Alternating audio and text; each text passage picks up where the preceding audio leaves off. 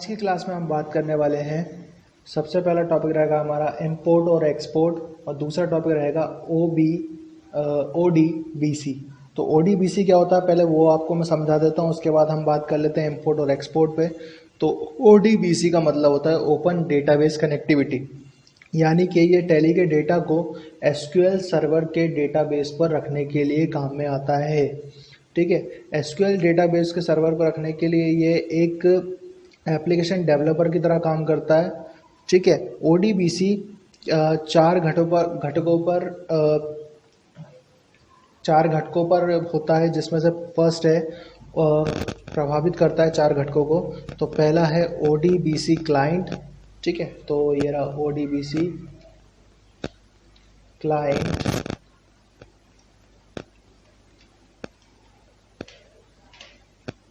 Client. ठीक है, ODBC client. दूसरा इसके अंदर होता है, तो ODBC क्लाइंट होता है इसके अंदर, और दूसरा इसके अंदर होता है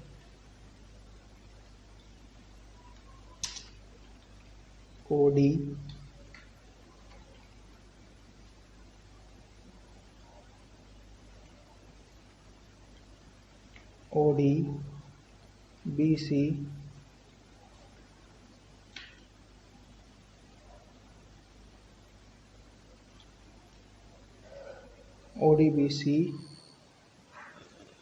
ड्राइवर।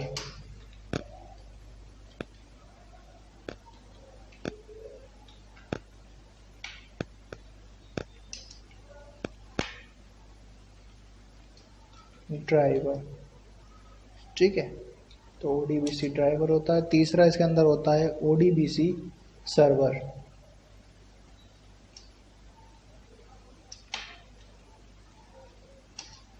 तो ODBC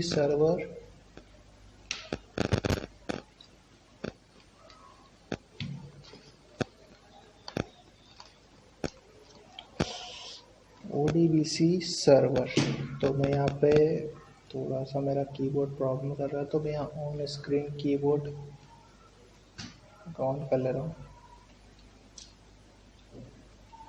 ऑन स्क्रीन कीबोर्ड। ठीक है, तो ये ऑन स्क्रीन कीबोर्ड आ गया यहाँ पे। ठीक है, सर्वर। ठीक, इसके नेक्स्ट इसमें होता है ODBC क्लाइंट, जो कि मैं आपको बताऊँ ये तीन चीज़ें होती है। तो ODBC क्लाइंट एक क्लाइंट API को लागू करता है, बदले में ODBC API डेटाबेस द्वारा प्रदान किए गए ODBC ड्राइवर के साथ कम्युनिकेट करेगा। ठीक है, अब नेक्स्ट है इसके अंदर ODBC ड्राइवर। तो ODBC ड्राइवर क्या काम करता है? तो ODBC ड्राइवर एक लाइब्रेरी है जो कि ODBC API द्वारा समर्थित कार्यों को क्रियान्वित करता है, या ODBC फंक्शन कॉल को प्रोसेस करता है, डेटाबेस के लिए SQL रिक्वेस्ट सबमिट करता है और परिणाम वापस एप्लीकेशन पर लौटाता है। कहने का मतलब ये एक ड्राइवर लाइब्रेरी की तरह काम करेगा, और यहाँ से इन्फॉर्मेशन आएगी तो वो यहाँ पर स्टोर करेगा, और यहाँ से कोई इन्फॉर्मेशन जाएगी तो वो वहाँ पे भेजेगा। तो अब उसके बाद नेक्स्ट है ODBC सर्वर। तो ODBC सर्वर क्या करता है? तो एक डेटाबेस को ODBC सर्वर का समर्थन करता है, वह SQL को समझ सकता है। सामान्यतः ODBC ड्राइवर क्लाइंट से SQL रिक्वेस्ट सबमिट करता है और SQL रिक्वेस्ट को एग्जीक्यूट किया जाता है और परिणाम ODBC क्लाइंट को वापस दिया जाता है।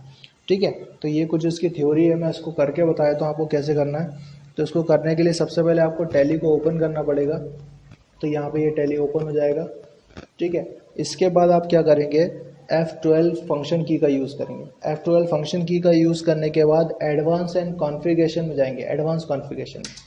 ठीक है, और यहाँ पर आपको मिलेगा Tally ERP9 acting as client server and configuration. तो सबसे पहले आप क्या करने वाले हैं यहाँ पर? तो यहाँ पे इसको कर दीजिएगा बोथ। ठीक है, उसके बाद यहाँ पे इनेबल ODBC सर्वर, तो यस करेंगे इसको। उसके बाद यहाँ पे आपकी पोर्ट दिखा देगा आपके टैली की। ठीक है, उसके बाद यहाँ पे सेव चेंजेस को एक्सेप्ट कर लेंगे आप। बस कोई भी चेंजेस आपको यस नहीं करना है, आप यहाँ से एक्सेप्ट करेंगे तो ये ऑटोमेटिकली ये बोलेगा do you want to restart a Tally ERP9 for the change of hard effect. तो यहाँ पर मैं इसको नो करने वाला हूँ क्योंकि मैं इसको अभी इससे कनेक्ट नहीं करना चाहता हूँ, लेकिन आप अगर इससे कनेक्ट करना चाहते हो तो उसको आप यस करेंगे, ठीक है। और नेक्स्ट मैं आपको बता दे रहा हूँ यहाँ पर दूसरा रहेगा एक्सपोर्ट एंड इंपोर्ट डेटा, यानी एक्सपोर्ट करना और इंपोर्ट करना मैं आपको बता रहा हूँ। तो एक्सपोर्ट करने का मतलब मैं आपको समझा देता हूँ। तो एक्सपोर्ट का मतलब होता है डेटा को भेजना और इंपोर्ट करना मतलब लाना, ठीक है। तो सबसे पहले एक्सपोर्ट करने के लिए डेटा को आपको क्या करना है, जैसे आप कोई भी डेटा जैसे नष्ट हो जाने से बचाना चाहते हैं या फिर बाद में कहीं उसको अलग सेव करना चाहते हैं, तो ये उसके लिए एक्सपोर्ट और इंपोर्ट होता है। तो सबसे पहले मैं एक्सपोर्ट बता देता हूँ आपको कैसे करेंगे। तो एक्सपोर्ट करने के लिए जैसे मान लीजिए मैंने यहाँ पर कोई एंट्री की हुई है, जैसे ये डिस्प्ले डेबल में मैं गया तो ये वहाँ पे बहुत सारी एंट्री रखी है, तो मैं इसको एक्सपोर्ट करना है। तो आपको सिंपली क्या करना है, अल्टर के साथ ई दबाना है।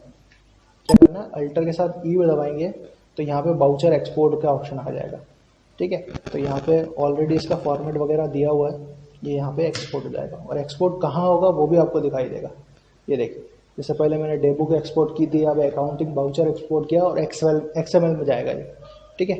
तो एक्सएमएल में आप क्या कर सकते हो, उसको गूगल के साथ देख सकते हो, एक्सएमएल डॉक्यूमेंट है ना।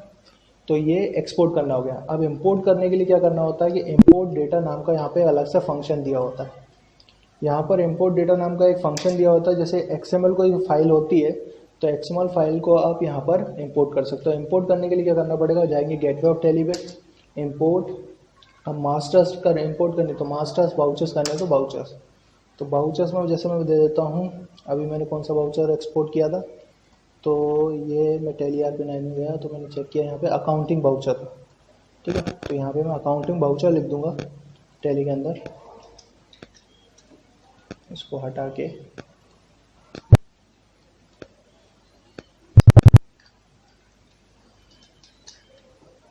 तो फिर से यूज़ कर लेता हूँ ऑन स्क्रीन कीबोर्ड का, on screen keyboard counting voucher, ठीक है। और उसको मिनिमाइज कर दिया और यहाँ पे जैसे आप लिख लेंगे अकाउंटिंग बाउचर, ठीक है, .xml, ठीक है। तो ये फिर से ऑन स्क्रीन कीबोर्ड का यूज़ करना पड़ेगा मुझे। आपको ज़रूरी नहीं कि ऑन स्क्रीन कीबोर्ड का यूज़ करना पड़े, क्योंकि मेरा कीबोर्ड चल नहीं पा रहा है इसलिए, तो मैं यहाँ पे ये कर दे रहा हूँ, ठीक है। और यहाँ पे आप एंटर करेंगे। वैसे तो यहाँ पर आपको फाइल मिली नहीं है, लेकिन क्या होगा कि जैसे आप उसका मतलब जैसे कोई भी एक्सएमएल फाइल डालेंगे आप, तो वहाँ पे आपको ये मिल जाएगी, ठीक है। तो ये एक्सएमएल को इंपोर्ट करने का तरीका यही होता है। हमें यहाँ पे जैसे कि ये जो टैली की फाइल है, आप मिली क्यों नहीं फाइल, वो उसका एक समझ लीजिए सीधा सा मसला ये है कि यहाँ पर ऑलरेडी हम अकाउंटिंग बाउचर्स के अंदर ये मतलब जो फाइल है वो ऑलरेडी टैली की है। तो जो आपको एक्सएमएल फाइल जो आपको इंपोर्ट करवानी है वो दूसरी होनी चाहिए, ठीक है। वो रहनी एक्सएमएल फाइल चाहिए लेकिन दूसरी टाइप की होनी चाहिए, इसलिए, ठीक है। तो इसलिए इंपोर्ट नहीं हुई। तो इंपोर्ट करने का तरीका यही है, मास्टर्स हो गए तो मास्टर्स में इंपोर्ट करेंगे, बाउचर्स हो गए तो बाउचर्स, और बैंक डिटेल्स हो गए तो बैंक डिटेल्स, ठीक है। तो सिंपली इसी तरीके से आप इंपोर्ट और एक्सपोर्ट कर सकते हो डेटा का। और मैं आपको बता ही दिया कि ODBC क्या होता है, तो ODBC के द्वारा भी आप काम कर सकते हो, ठीक है। ओके, आज की क्लास में हम बात करने वाले